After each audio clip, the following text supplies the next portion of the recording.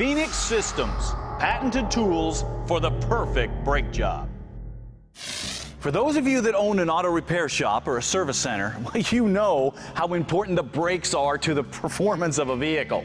And you probably know that the buildup of copper in the brake fluid can cause some serious damage to valves and expensive ABS systems. And the only way to solve this problem is to periodically purge the system and put in new fluid. But how do you make that fact turn into profits for your company? Well, Phoenix Systems has come out with a simple 7-step procedure to help you put money in your pocket. Step 1 is to test every vehicle that comes into your shop with BrakeStrip. It only takes a minute, and the BrakeStrip is always accurate. Step 2 is to determine if a brake fluid replacement is required by comparing it to the colored graph.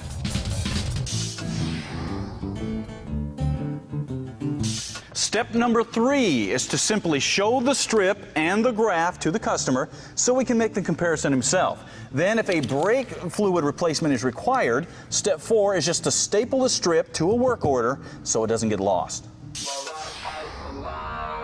Step number 5 is to actually perform the brake fluid exchange. There's the vacuum flush that pulls fluid down and out through the wheel cylinders, and the pressure flush, which forces new fluid down through the master cylinder. And of the two, Phoenix Systems recommends the pressure flush for best removal of contaminants.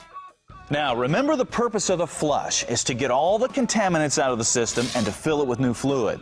However, the reverse technique is only used for bleeding to remove trapped air, not for flushing the system. A tip when pressure flushing is to push the brake pedal in about an inch using a helper or a prop rod if you're by yourself.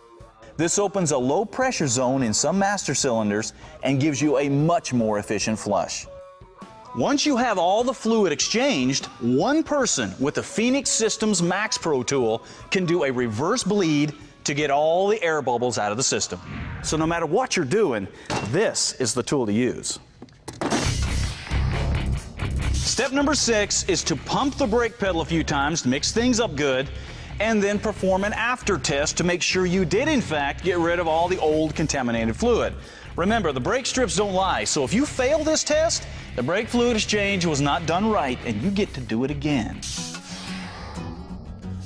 Finally, step number 7 is to give the after test to the customer. This gives you a before and after comparison and also documents the work. And that's it. It's that simple. And most shops charge around $100 for this service, so there is no reason that you shouldn't be offering it too. Phoenix Systems, patented tools for the perfect brake job.